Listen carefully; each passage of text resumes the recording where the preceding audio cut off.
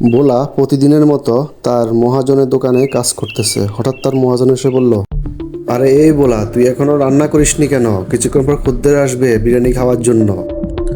আগে কর্তাবাবু, গতকালকের কিছু বাসি বিরিয়ানি রয়ে গেছে। আপনি তো বলেছেন বাসি কিছু থাকলে পরের দিন চালিয়ে নিতে, তাই আজকে কম করে রান্না করেছি। তাই তাড়াতাড়ি রান্না হয়ে গেছে। ভালো কাজ করেছো, কিন্তু ভোলা, দোকানে খদ্দেরের সংখ্যা কমে গেছে, কি যে করি। আগে কর্তাবাবু, আমি ভেবেছি বিরিয়ানি মাথায় নিয়ে ঘুরে ঘুরে বিক্রি করব। তাহলে ভালো বেচা কিনা হবে। ঠিক আছে, তুমি যা ভালো মনে করো। কর্তাবাবু, আজকে সব বিরিয়ানি বিক্রি করে দিয়েছি।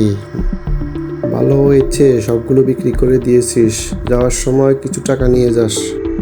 কি গো, আজ দেখি তাড়াতাড়ি চলে আসলে। কিছু হয়েছে নাকি দোকানে?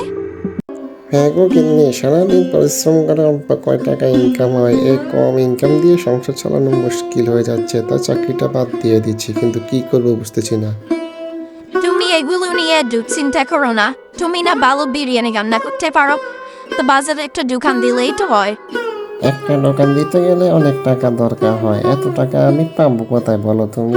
আমার এক জোড়া কানের ফুল আছে, ওগুলো বন্ধক রেখে টাকা জোগাড় করো। ঠিক আছে, তুমি যাতে এত করে বলছো, তাহলে কালকে সাকরার দোকানে যাব।